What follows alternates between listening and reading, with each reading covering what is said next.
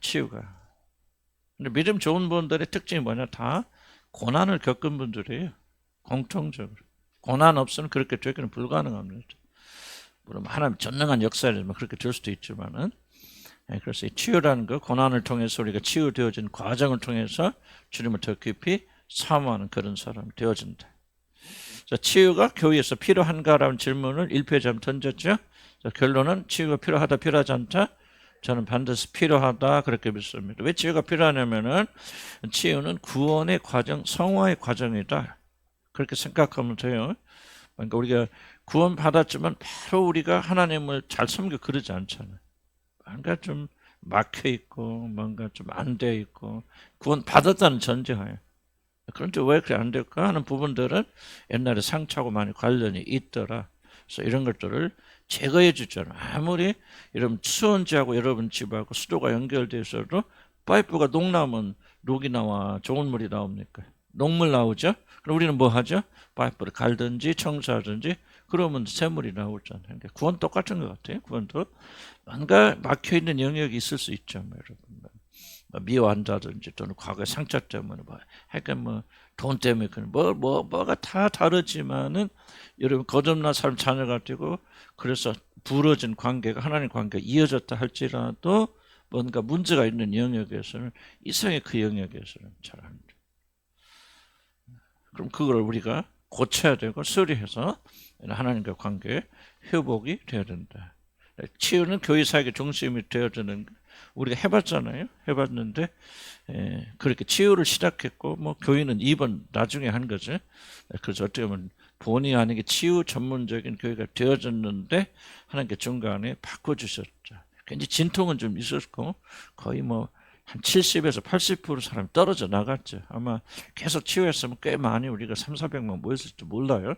그때 왔다 갔다 한 사람들 이렇게 보면은. 그런데 그 과정에서 많이 떨어져 나가고 복음으로 바뀌어서 나오면서 많은 분들이 이제 단절된 그런 이제 현상이 일어나는데 어쨌든 교회가 사역의 중심은 치유는 받아야 되지만은 복음이 더 우선하고 복음 안에 치유가 있긴 있지만은 그러나 치유 중심적인 교회는 되어서는 안 된다. 옛날 그리워하지 마시고 이런 과정을 통해서 우리가 이제 참된 교회 모습으로 요즘 바꿔져 나가고 있다 하는 것을 여러분 좀 기억을 하시면 좋겠어요.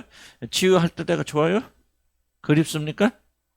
그때는 뭐가 그래도 막 흥분되고 뭐고 막 저도 때로는요 막 그립다기보다도 그때는 좀 교회가 살아있는 것 같은 느낌을 좀 잘못된 거지만은 그런 느낌을 가지고 그때는 아침부터 10시 시작해서 저녁 7시 돼도 안 갔잖아. 집에 그죠? 가나가도 안 갔잖아. 한가만 이끌리고 그래서 참 교회가 살아있는 것 같은 느낌을 가졌는데 근데 중요한 질문은 그럼 열매가 있었는가? 저는 그렇게 열매는 없었다고 생각이 들지만은 이거는 교회가 매 문제. 그러다 보니까 치유받으러 다 모이죠. 문제 있는 사람들 모이죠. 이렇게 되니까 교회가 사실 굉장히 어렵고 저도 사실은 쉽지 않아요. 목회하는 거 하지만은 하나님께서 또 우리를 구원하시는 목적으로 특수 집단을 만드셔서 이렇게 하셔서 이렇게 하셨다. 그런 생각도 들고 그래서 저는 개인적으로 교회가 치유를 굉장히 중요하게 여기고 치유가 반드시 필요하지만은 교회 전체가 치유에 매달려서는 안 된다는 것을 내가 철저하게 깨닫고 두고 그렇습니다. 그래서 좀 교회에 대한 제안, 그럼 어떻게 치유를 해 나갈 것을 하는 것을 여러분 잘 기억하세요. 내가 내 문제를 가지고 치유를 받을 필요는 없을지 몰라도 교회는 치유 공동체예요. 사실은 치유를 목적으로 하는 건 아니지만 교회 안에 치유가 일어나야 됩니다. 그래서 성령 역사는 중요한 증거이기 때문에 그럼 어떻게 해야 되냐. 그래서 저는 굉장히 가르치는 것이 중요하다. 우리도 왜 많이 가르치느냐 잘 기억하기 바랍니다. 그래서 문제의 모든 핵심이 뭐였어? 인간 모든 문제 내려가면 우리 문제 있으면 우리 어디로 과거를 가잖아요. 과거에 무슨 부모와 우리 사이에 무슨 문제가 있는가 내려가자면은 그 모든 문제 뿌리에는 뭐가 있어요? 무슨 문제가 있는 거예요? 그래 죄의 문제 다른 말로 표현하면 하나님과의 관계 이상이 생겨서 일어난 것들. 그러니까 부모도 이상한 사람이 되어서 우리 기를 때 학대하기도 하고 문제가 일어나는 거죠. 그러니까 모든 문제 뿌리에는 영적 뿌리가 있고 하나님과 관계 뿌리가 있어요. 여러분 이것을 진심으로 받아들이지 않는다면 여러분의 문제는 절대 해결 안 됩니다. 아마 여러분 가운데서 이걸 받아들이는 사람이 있고 받아들이지 못하는 사람이 있을 거예요. 거듭나서 성령 기름 부으심 받고 또는 많이 깨달음을 가지고 하는 분들은 정말 그래 모든 것의 문제는 뿌리는 하나님께 있어요. 그래서 우리도 이제 우리 가정 문제 생각했을 때 여러 가지 해보고 뭐 하지만 안 되고 절망하니까 이제 뭐야? 아 이것은 뿌리는 이게 아니다. 하나님께 돌아가자. 그래서 모든 거 다 내려놓고 나도 하나님 찾고 우리 집사람도 하나님 찾고 어느 날 가보니까 문제 다 사라져 있고 탁 연합되는 것을 발견하게 하고 지금 하나님의 놀라운 축복 가운데 있거든요. 나는 그걸 체험을 설교하면서 부부 문제뿐만 아니라 모든 문제의 뿌리에는 영적 뿌리가 있다. 교회가 이걸 포기하게 되면요, 교회는 힘을 잃어버려요. 그래서 문제 있으면 다 상담소에 가세요, 세상에 나가세요, 치유받으세요. 그럼 교회가 치유를 포기하게 된다면 왜 치유가 교회 안에서 치유가 이루어져야 되느냐? 교회가 목적은 될 수 없지만은 그는 영적 뿌리이기 때문에 모든 문제의 핵심에는 하나님과 여러분 사이 죄라는 것을 인해 죄를 통해서 관계가 단절됐다, 파괴됐다. 그런데 그거는 세상 못하잖아요. 심리학 박사님이 그 치료 못합니다. 영적 치료는. 그러니까 교회가 굉장히 치료에 중요한 열쇠를 가지고 있다. 그래서 여러분이 교회에 와서 하나님과 관계 회복되면요, 여러분이 가지고 있는 많은 문제들이 해결된다. 그런데 그놈의 이 관계가 해결이 안 되니까 좀 문제가 있는 것인데 기억하시 바라고. 두 번째는 가해사의 것은 가해사에 보내라. 저는 이 방식을 고수하고 있죠. 그래서 이게 세상에는 세상의 학문과 의사에게 소속된 거라면 그걸 교회가 하려고 담당해서는 안 된다. 그래서 막 우울증 같은 것이 가장 대표적인 한 예가 되는데 우울증을 가지고 좀 심각하고 우리가 상담이나 기도로서 그 단계 아니면은 1차적으로 저는 뭐 과감하게 병원 보내고. 그래서 여러분도 많이 그런 혜택을 입은 분도 계시고 그렇다고 해서 병원이 다 막 문제만 있으니까 우울만 하면 자꾸 병원 가서 또 약 먹나? 그건 도피죠. 그런 잘못된 거고. 하지만은 긴급한 상황 속에서 전문가의 의견이 필요할 때, 의사의 의견이 필요할 때, 의학적 소견이 필요할 때는 우리는 그들에게 맡기고 그런 의견을 따라갈 필요가 있다. 가이사의 것은 가이사에게 보내야 됩니다. 가이사 것을 하나님께 보내면 안 되고 하나님 것을 또 가이사가 하면 안 된다. 그래서 이런 그 협동 관계. 그럼에도 불구하고 나는 최종적 해결책은 하나님에게만 있다라고 하는 것을 강력하게 믿고 주장하는 사람이에요. 그래서 하나님 믿고 하나님께 돌리면은 완벽한 치료. 아무리 우울증이 됐건 뭐가 됐건 뿌리는 하나님과 관계가 있는데 하나님과 관계에 어떤 그런 해결을 보지 않냐고 그렇게 세상적인 것으로만 그렇게 왔다 갔다 한다면은 껍데기 치료밖에 일어나지 않는다. 그래서 이 두 가지를 잘 기억하셔서 뭐 우울증이 됐건 뭐 병원 이런 뭐 우리가 다쳤다 그러면 1차적으로 우리가 병원 가서 꼬매야지 기도하고 있으면 안 되잖아요. 물론 여러 가지 병 중에서도 세상이 다룰 수 없는 병들, 유전병 같은 것. 그래서 저는 많이 싸우고 많이 이기고 그랬어요. 뭐 전립선 우리 아버님도 전립선 우리 형도 전립선 암으로 돌아가셨고 우리 작은아버지도 전립선 암이시고 아주 가족력이 굉장히 세거든요. 그래서 하나님께 기도하고 간구하는데 치유 일치 안 받고 지금까지 그런 게 괜찮아요. 그런 대로 그런데 어떤 영역에서 어떤 시점에 가서 이건 전문가의 도움이 필요하다 그러면 또 저는 주저하지 않고 전문가의 도움을 받을 거예요. 왜? 그를 또 하나님이 세우신 자들이고 가해사에 속한 것은 가해사에 가야 되니까. 그럼 우리가 아프자마자 뭐자마자 이상 있자마자 모든 것을 병원에 의지하게 되고 의사 물론 치료는 받아야 되겠지만 그러나 도대체 뿌리가 무엇인가? 왜 이런 병이 와요? 병은 상당히 많은 부분이 심리적인 부분이고 스트레스고 그리고 하나님과 관계 어긋난다. 뭐 병의 대부분 70%가 스트레스 때문에 온다. 우리 대한민국의 암이 급증한 이유는 스트레스고 스트레스를 하나님이 아니고 어디로 가요? 먹는 거로 푼단 말이에요. 대한민국 사람들. 대한민국의 암이 일어나는 주범이 먼저 야식이에요. 야식은요. 왜 야식을 그러냐? 야식은 보통 음식을 덜릅니다. 야식은 굉장히 자극적이야만이 이런 야식을 먹는 사람들이 그걸 봐요. 왜냐하면 속이 화하거나 뭐거나 그래서 먹지 배가 꼭 고파서 먹는 거 아니거든요. 그래서 모든 야식은 굉장히 자극적이고 발암물질이 굉장히 많이 들어가고 예를 들자면 또 소화기능도 그렇고 여러 가지. 그래서 스트레스, 야식. 우리 그래서 대한민국은요 암이 급증할 수밖에 없고요. 전 세계적으로 암이 제일 많이 급증하고 있어요. 우리나라의 33%가 암에 걸린대요. 그리고 암으로 죽는 게 엄청나게 많다는 게. 그래서 그것이 영적 뿌리와 관련이 없다라고 말할 수 있는가? 난 그럴 수 없다고 생각해. 왜 스트레스 받는가? 세상에서 잘 돼야 돼. 세상의 것으로 행복하려고 하는데 이게 안 되는 거예요. 그래서 스트레스 받는 건데, 이거 실패에 대한 두려움, 좀 세상과 연결이 돼 있거든요. 실패도 어때? 뭐 세상 사람 뭐라고 표현하든 다 상관없어. 스트레스 받아 안 받아. 누구는 암에 안 걸린다고 이제 미친년들하고 푼수들은 절대 암에 안 걸린다 그러잖아요. 농담 아니에요. 그 굉장히 중요한 의학적 스트레스 스트레스 영적인 거.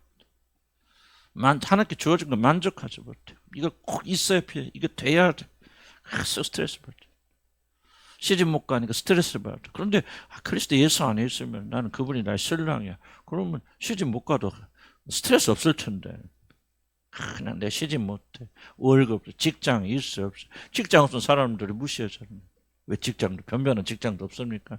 이렇게 눈총을 줄 수도 있잖아요. 그러니까 뭐 스트레스 받는 거죠. 그러니까 전부 세상을 사랑하는 마음, 그러나 세상에서 그것을 쫓아가지 못하는 이것이 압력이 되고, 그러다면 스트레스가 있을 때 우리가 하나님께 나와서 기도하잖아요. 풀잖아요. 하나님 이런 압력이 있고 두려움이 있어요. 하나님 힘들어요. 그럼 하나님께서 고백하게 될 때 하나님께서 그 스트레스 위로주시는데, 하나님께 나가기를 거절하고 뭐로 야식으로 가죠.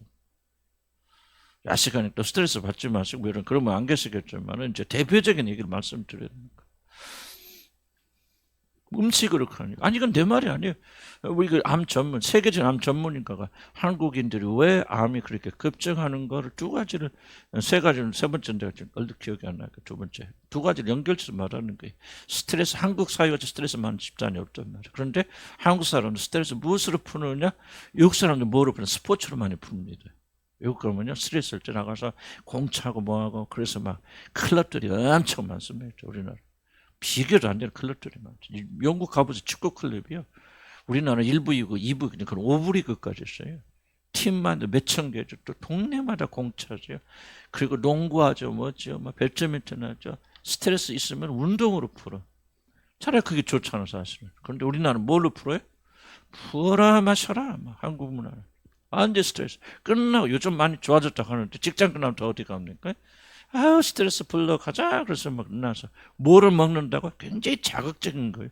내 말 잘 들어보시면 틀린 말은 아닐 거예요. 이러면 야식하는데 이거 왜 이렇게 맛없어? 좀 짜고 달고. 우리나라 사람들 굉장히 달아요 음식이요. 나는 굉장히 염려하고 듣는 것은 이게 일반화되어 있기 때문에 단 음식, 어린아이들 성장기 아이들 계속 설탕 들어갔기 때문에요. 지금 우리나라는요 아무튼 한 10년 20년 완전 머리를 다 부서질 것 같아요. 우리나라 같이 단 음식 먹는 나라가 없어요. 그리고 우리나라 같이 짠 음식 먹는 거 없어요. 짠 음식, 단 음식 계속. 그것도 스트레스 풀기 위해서. 그러니까 나는 어쨌든 암은 일어날 수밖에 없는 거예요. 그렇게 먹는 사람들은.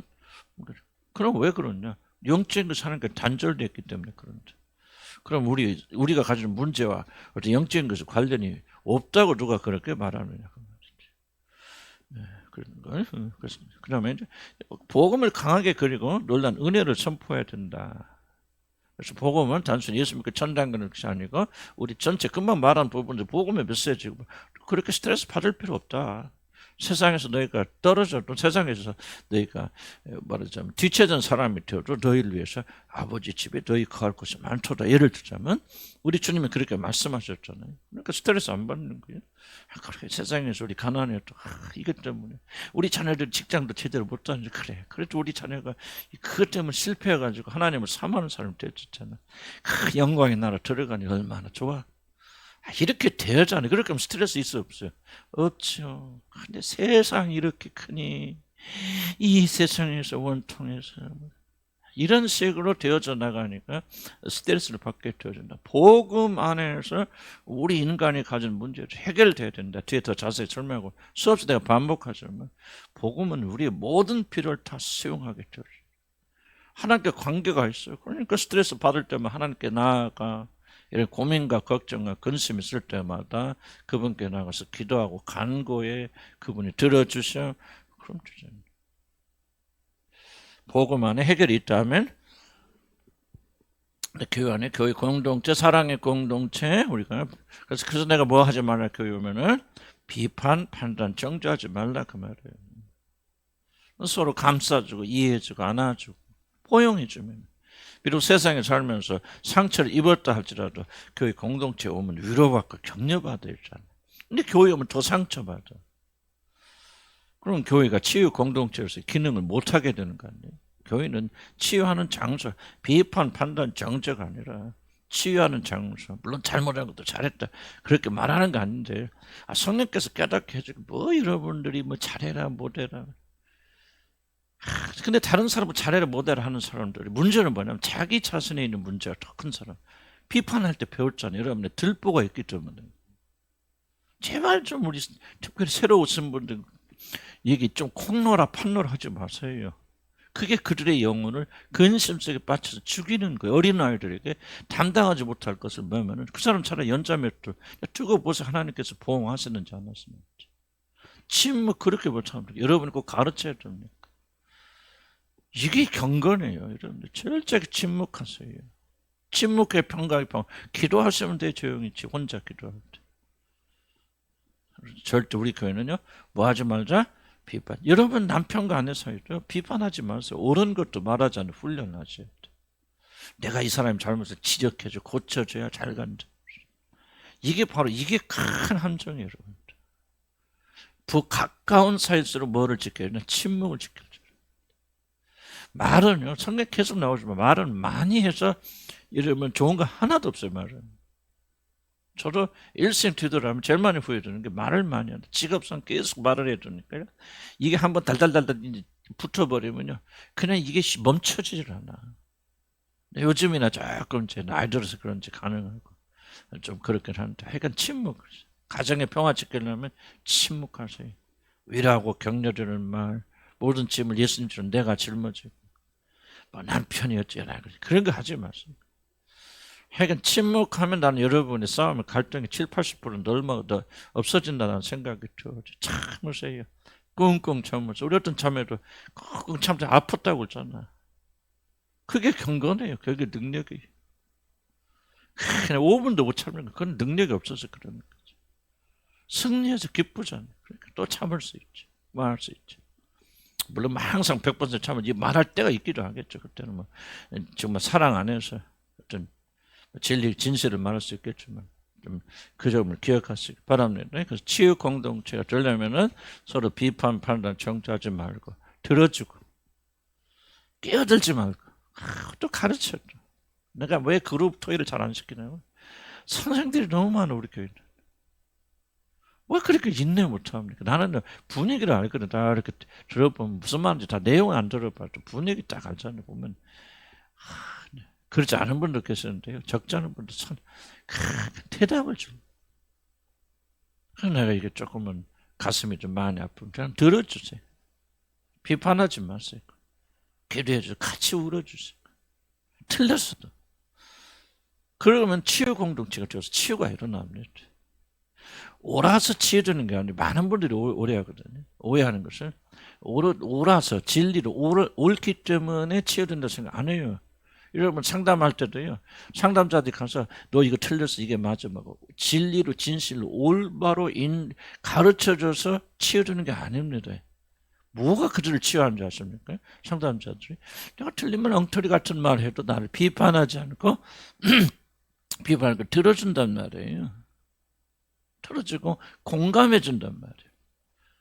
다른 사람도 왜 그래 그따라하니까 다 그렇게 네가 잘못돼서 다 뒤집어 쓰는 거지 왜 그래요? 하지만은 이 사람 가만히 들으면서 참 그랬겠네요, 아팠겠네요, 힘드셨겠네요. 너 틀려서 맞았어 그 얘기가 아니고 진리가 알아도 정답 알아도 그러지 않고 그렇게 공감해 주니까 이 사랑의 공감에 감동돼 사람이 치유되는 거예요. 나도 잘 못해요. 다들 못하고 왜 못하는지 알아요? 교만해서 못하는 거예요. 내가 가르쳐주고 이 사람 올바른 길을 가야 되니까 그때 뭐 합니까? 이해하지 못하죠. 채찍질하죠. 강제적으로 하냐. 그러니까 이게 바로 우리 아버지도 어머니도 그런데 너도 그러냐 하는 그런 마음을 가지고 교회 상황은 약간 달리 목회자 상황. 목회자가 병원하는 게 교회장은 음이 꾸짖어질 때도 있고 여러분이 계속 자기 연민에 빠져있을 때 혼을 내서 깨우쳐주는 경우도 있죠. 목사의 기능은 조금 달라요. 상담자의 기능하고. 그렇긴 하지만은 어쨌든 기본적으로 우리들끼리 있는 들어주고 공감. 그럼 나중에 이 사람 다 성령께서 알려주십니다. 뭐가 잘못됐는지 알아요. 그래서 나는 이제 이런 치유의 분위기, 우리 교회는 많이 좋아졌다고 하지만 아직은 좀 멀었다. 이 부분이 굉장히 약하다. 부부끼리도 이걸 잘 지켜주시면은 여러분 치유됩니다. 변합니다.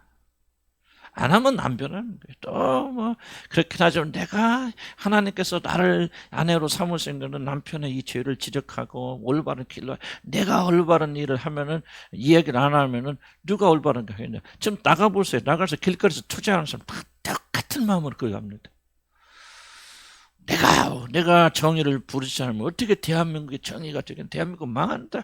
그래서 다 길바닥에 나가서 많이 잡고 너 서로가 옳다고 싸움질하는 거예요.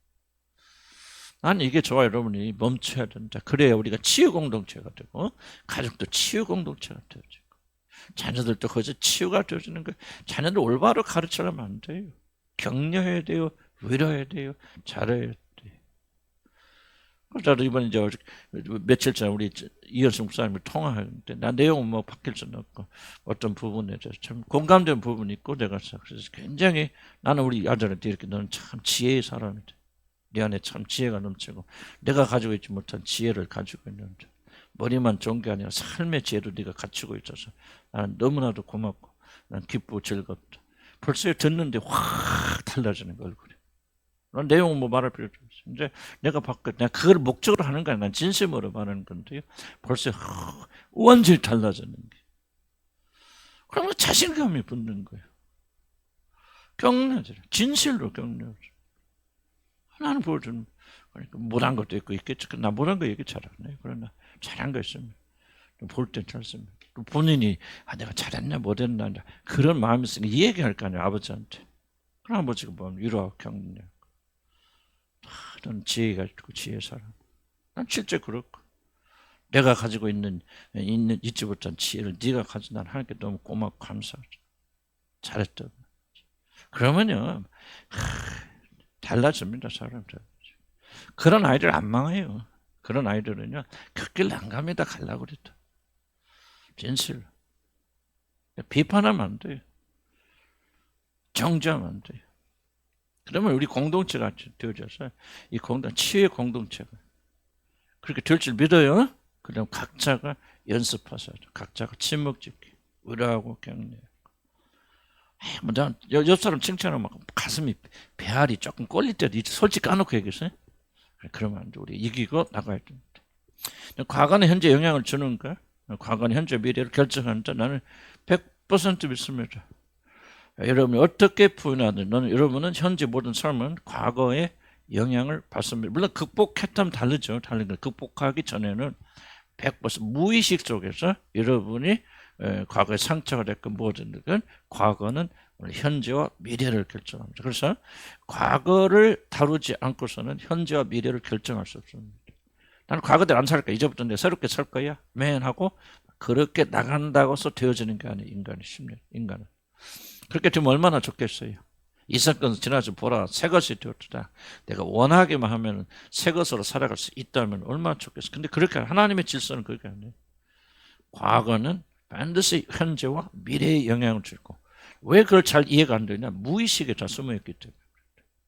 그래서 여러분이 꼭 심리학적인 뭐 그런 조언이 아니더라도 이건 우리 경험상 반드시 그렇다 하는 걸 기억하시기 바랍니다. 그다음 두 번째 과거를 어떻게 직면하느냐 이 패턴이 굉장히 중요하죠. 왜냐하면 이제 과거는 시간의 흐름에 대해서 그 추억은 사라지고 감정은 점점 약해집니다. 그래서 우리는 어떻게 생각하냐면 과거를 뭐 생각하고 나 어렸을 때 상처받는 거 생각해도 별로 소름이 없어요. 아마 이 모든 걸 생각해봤는 끝났나 봐요. 이제 극복했나 봐요. 그럴 수도 있겠고 그러나 또 오해하는 경우는 과거의 어떤 그 상처의 감정이 중요한 게 아니에요. 감정 물론 살아있죠. 살아있고 숨어있지만은 정말 중요한 것은 바로 그것이 여러분의 어떤 패턴을 만드느냐. 그래서 정말 중요한 것은 과거에 내가 상처를 입을 때 어떻게 패턴 만들었냐. 그래서 제가 지금도 싸우고 있는 건 중독 갖고 왜 내가 싸우고 있느냐. 나는 과거에 교회 문제로 계속 싸우고 다투고 상처가 있을 때마다 어디 갔다고? 그거 다 외워야 돼. 우리 교인들은 극장 갔단 말이에요. 어디 극장? 군산극장. 그때 가면 참 뭐가 알겠어요. 그런데 근데 뭔가 그냥 그러니까 현실의 아픔의 세계, 자꾸 공상의 세계, 상상의 세계. 그래는 공상, 상상이 얼마나 무서운 걸 다 알아요. 그때까지 위로받죠, 격려를. 그때마다 하나님 알았어요. 하나님이 얼마나 미운데. 그때는 막 총 있으면 다 예수 믿는 사람 다 쏴 죽이고 싶은 그런 심정들이고요. 보통 드라마가 아닌데. 그러니까 60 넘을 때까지 그 꿈꾸잖아요. 그 어렸을 때 교회 싸우는 꿈. 정말 60 넘을 때까지 나는 그 꿈을 꿨거든요. 그러니까 그 패턴이 중요해요. 그러니까 감정이 없어. 날 기억 속에 옛날에 뭐 싸웠나?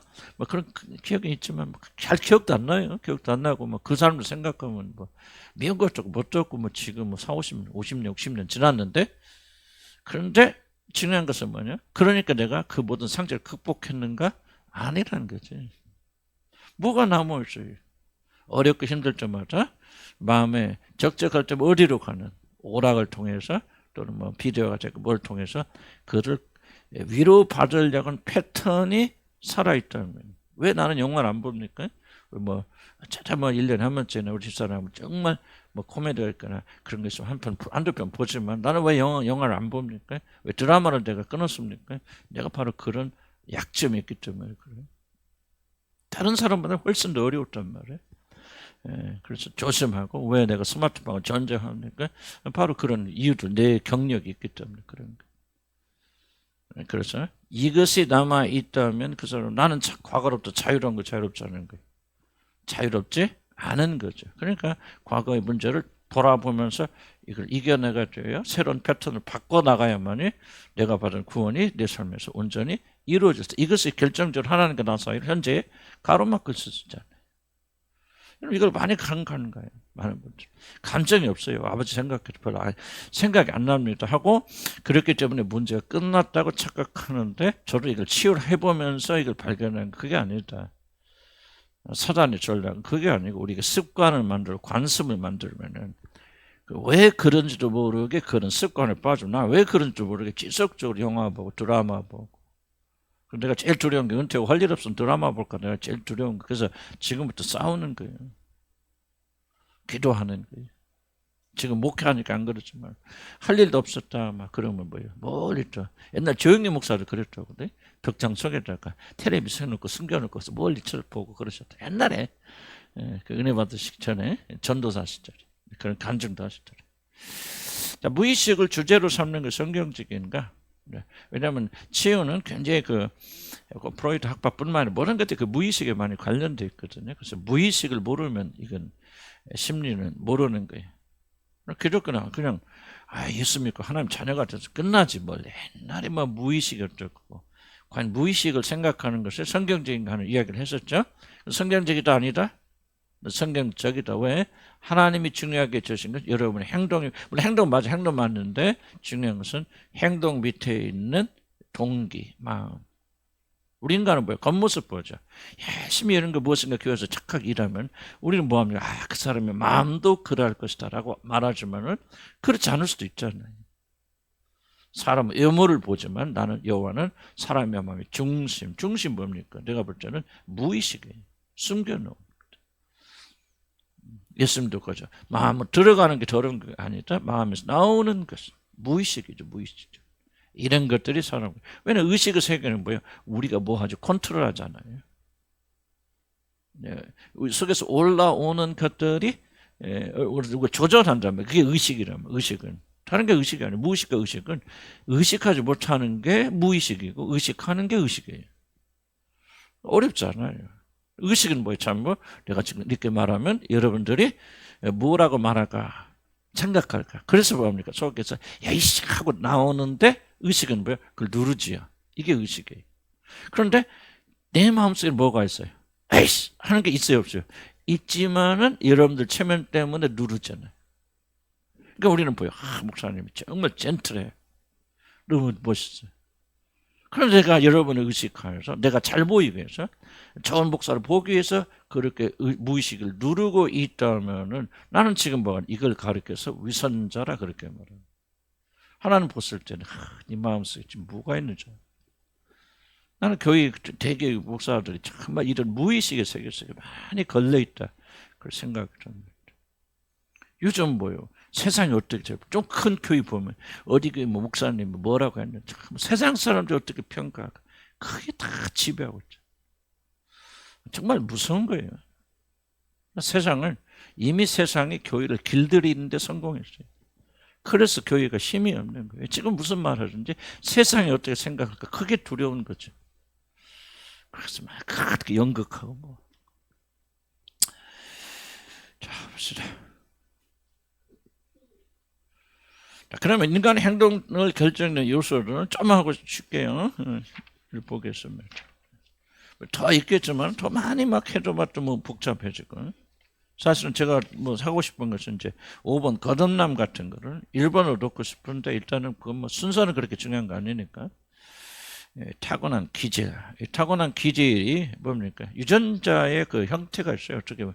그건 뭐 학자들이 더 많이 알겠지만 유전자의 배치의 어떤 그 순서나 무엇이 있고 없고에 따라서 그 사람의 성품, 기질. 성품은 좀 다릅니다. 기질이 결정된다. 예를 들자면 급하다, 급하지 않다, 외향적이다, 내향적이다. 생각을 막 대표적인 그런 성격 그런 것 같아요. 외향적, 내향적, 급하다, 급하지 않다. 또는 부지런하다, 게으르. 부지런하고 게으르는 건 이게 좀 훈련의 쪽에 많이 가까운데 이것도 무슨 기질이 뭐 있을까요? 남자와 여자가 다르죠. 사실 남자와 여자는요. 내가 우리 집사람은 지금 금년이 만 40년인데 정말 다르다. 한 기본적인 이해가 뭐냐면 남자와 여자는 근본적으로 다른데 내가 잘 이해를 못하겠더라고요. 그래서 여러분들이 이 기질 차이만 잘 이해하고 인정하였죠. 저 사람이 달라서 그런가 라고 하는 것을 인정만 해도 굉장히 조금은 서로 화목하고 좋은 그런 결과가 있는데 이걸 잘 이해하지 못해요. 그래서 많은 사람들이 여러분의 행동은 뭐냐, 어떤 사람 왜 이렇게 느려 뜬금맞아, 왜 이렇게 밥을 저렇게 천천히 먹어. 나는 밥 먹을 때마다 우리 연수 목사님 밥 먹으면 답답해. 왜 넌 밥을 저렇게 천천히 먹는지. 그런데 또 우리 아들은 나 보면서 그럴 거 아니야. 뭐 너무 밥을 저렇게 급하게 막 누구 지금 공산당 쫓아오나? 막 그런 식으로 생각하는데 이게 기질 차이, 기질 차이. 나는 성질 굉장히 급한 성격. 뭐를 막 그냥 해치워야 돼요. 이게 나의 기질이고 또 반대로 사람 반대이고. 이런 기질과 같은 것이 결정된다. 그래서 이걸 잘 이해하지 못하면은 많은 문제들이 생겨난다. 부부간에도 굉장히 그렇다. 이것이 중요한 건 이걸 왜 우리가 타고난 기질이 자기 행동을 결정한다는 사실을 이렇게 굉장히 중요하게 여겨주냐. 현재 우리는 뭐의 위협을 받냐면은 어떻게 설명할까? 좀 어떤 표준을 정해놓고 그것에 맞지 않으면 실패자라고 생각하는 경우가 있죠. 그래서 예를 들면 대표적인 우리나라 예를 들면 새벽기도가 있잖아요. 예를 들면 새벽기도를 하는 것과 안 하는 것은 무엇이 가장 큰 영향이 있을까요? 기질입니다. 무슨 기질이에요? 아침형이냐, 그런 뭐야, 저녁형이냐, 이것이 새벽기도를 결정합니다. 아니, 아침형들은, 인간들은 새벽 3시만 눈이 팔짝 떠. 할 일 없어. 다 그런 거 아니지만, 예를 들자면. 그러니까 새벽 4시에 나와서 기도해. 근데 우리 같은 저녁 인간은 새벽 1시부터 잠 와. 그리고 그때 새벽기도 나가버리면 하루 종일 아무것도 못해. 나는 목회할 때 제일 내가 선교사가 한 1번 원인이 뭐냐면 새벽기도 때문에.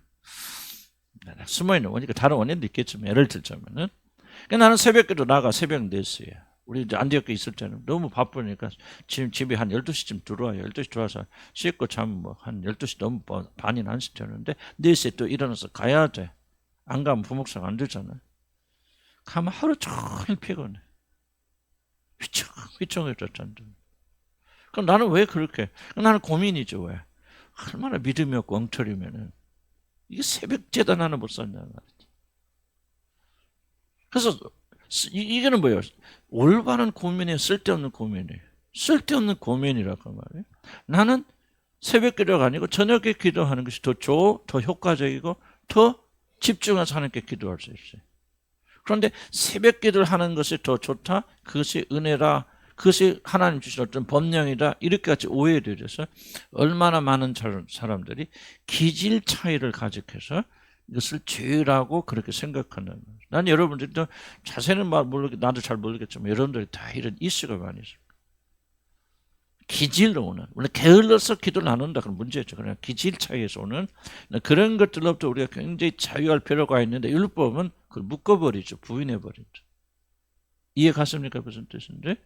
자, 그 다음 보시고. 그래서 대표적인 거 내가 많이 이야기했지만 기질 차이는 마틴 로이드 존슨 목사님 그러면 이 기질을 굉장히 많이 강조한다고 그래요. 강조합니다. 왜 그렇게 강조하냐면 자기 자신의 체험 때문에 그래요. 마틴 로이드 존슨 목사님이 굉장히 병이 많고 허약한 체질입니다.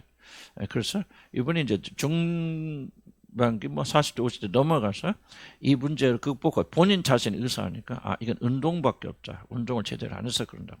운동을 열심히 하셨어요. 걷기도 하셨는데 운동을 한 다음부터 더 건강이 악화된.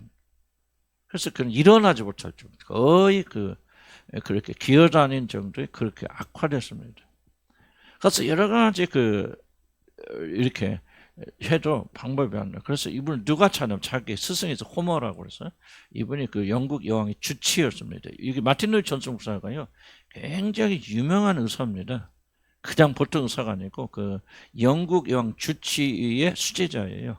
그래서 이분이 그러면 그 다음에 영국 왕의 주치의로 들어갈 사람이 마틴 루이스 존슨 목사입니다. 그 병원에서 그 사람 제자. 그래서 이분이 그분을 은퇴하셨는데 찾아가서 이렇게 상담을 할 때 그분이 이런 말 하죠. 혹시라도 운동이 너에게 맞지 않는지 모르겠다.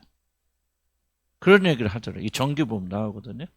그래서 마틴 루이스 존슨 목사가 그때부터 모든 운동을 중단하고 가벼운 산책만. 그때부터 이 몸이 온전히 회복이 되어졌어요. 죽을 때까지 그렇게 80몇 세 돌아가셨는데 왕성하게 일을 하러 돌아갔습니다. 그래서 결론은 뭐냐면 마틴 루이스 목사님 타고난 기질은 운동을 하지 않는 거예요. 가벼운 산책을 끝내야 되는데 몸이 약하신 분이 무리해서 운동하다 보니까 이게 더 건강을 해친 거예요. 굿뉴스다. 그죠? 운동을 싫어하는 사람들은 굿뉴스예요. 그럼 나는 왜 때 이게 굉장히 중요한 겁니다. 그래서 운동뿐만 아니라 운동도 좋은 사람이 있고 안 좋은 사람이 있죠. 기질의 차이다 하는 것을 여러분 기억하시기 바랍니다. 그래서 이 말을 제가 반복하는 것은 여러분이 혹시라도 뭐를 하지 못하는 기질 때문에 일어나는 하지 못하는 것 때문에 눌리는 사람이 있거든. 이것이 바로 우울증의 큰 원인 중에 하나가 되어집니다. 그래서 우리는 새벽기도 잘 때 없으니까 여러분 그렇지만 지금 새벽기도를 계속 강조하고 새벽기도 안 나오는 사람 예수님도 일어나자 미명이 나가셨으면 체육기도 하셨다 뭐였다 다 그렇게 하죠. 근데 예수님은 일찍 주무셨잖아요. 예를 들자면 그런 식으로 한다면은 여러분 중에서 적지 않은 분들 새벽형이 아닌 분들은 굉장히 양심의 가책 잘못된 양심의 가책을 느끼고 굉장히 여러분 잘못되어지니까 그래서 적지 않은 분들이 잘 이해하지 못하기 때문에 이렇게 심리적으로 눌리는 경우들이 굉장히 많다. 그래서 우리가 기질을 잘 이해해야 된다. 그러나 기질이 불순종하거나 게으름의 구실이 되어서는 안 됩니다. 아침에 일어나기 힘든다고 해서 그 사람이 나는 체질적으로 약해 그러니 하고 기도 생활을 안 하는 것이 변명이 되어서는 안 된다는 겁니다. 자기에 맞는 기질을 찾아야 돼. 그 천편일률적으로 맞출 수는 없지만은 뭔가 충성하고 헌신하고 열심히 살아야 돼. 나는 몸이 약하게 태어났으니까 나는 안 먹고 이게 내 기질이야 안 먹고. 여러분 건강과 굉장히 여러분 라이프스타일은 밀접한 관련이 있습니다. 타고난 게 건강이 아니라 자꾸 나는 몸이 약하다는 생각에 몸을 아꼈던 사람들 운동 꼭 일하기보다도 그렇게 했던 사람들은 굉장히 건강을 놓치게 되어집니다. 그것은 여러분의 게으름이고 여러분의 변명이지 기질과 별로 상관이 없어. 이게 장단점, 좀 잘못된 기질 때문에 눌려있는 분들은 그래서 좀 자유로워야 되고 동시에 기질을 모든 것을 기질 탓으로 돌려서 나는 이래 그러니까 너는 받아. 잘 보세요. 남자와 여자가 기질이 다르다 그 말이에요. 그래서 우리는 흔히 이렇게 말해요. 그래? 나는 너하고 기질이 달라. 그러니까 내가 이렇게 하는 걸 너는 이해해야 돼. 그건 잘못된 거죠. 어떤 기질을 가지고 있어? 야, 성질이 급하니까 분노하는 것이 당연합니까? 아니죠. 성질이 급한 사람이 분노하는 건 성품이에요. 기질이 아니고. 이 성품 우리가 잘라내야죠. 그러니까 성질이 급한 사람도 뭐 하면 안 돼요? 분노하면 안 돼요. 나는 성질이 급하니까 분노하는 것이 너무나 당연한 거예요. 자연의 현상이라고 말한다면 그런 기질을 전혀 곡해하는 것이고 오해하는 거예요. 무슨 말 이해가죠? 그래서 기질이 중요함에도 불구하고 기질을 어떻게 이해하는 애가 굉장히 중요한데 거의 대부분의 사람들은 기질 핑계를 타면서 남자는 이렇게 여자는 매일 뭐 남자의 사랑을 받고 살아야 돼. 그러니까 매일 공주님처럼 있어야 됩니까? 아니라 그 말이에요. 그게 바로 기질을 악용해서 여러분이 하나님 뜻에 불순종하려고 하는 죄의 발로다 그 말이죠. 이해 갑니까? 그래서 한번 여러분들이 생각을 해보셔야 돼요. 주님과 나 사이가 굉장히 중요하다면 그분과 나를 가로막고 있는 것이 도대체 무엇인가를 찾아야 된단 말이에요. 그럼 또 기질의 문제구나. 근데 기질의 문제인데 내가 쓸데없이 고민하고 있는 것인지 그렇지 않으면은 내가 이 기질을 악용하고 있는 것인지를 우리가 한번 깊이 생각하지 않고 연구하지 않는 분들은 개선이 안 됩니다. 치유는 여러분에게 달려있어 100%. 자, 2번 양육의 형태. 여기만 하고 화장실 소리 하지 말아요. 여기만 하고 휴식하겠습니다. 화장실 하면 안 돼. 큰일 납니다. 자, 양육의 형태는 뭐냐? 조금 여기는 잘 설명이 안 됐는데 저를 하면서 고쳐나가는데 컬처입니다. 컬처. 가정의 컬처. 가정마다 독특한 컬처가 있죠. 기질도 중요하지만 기질과 함께 가정의 분위기 어떤 형태로 무엇을 가장 중요하게 여겼으면 그 가정.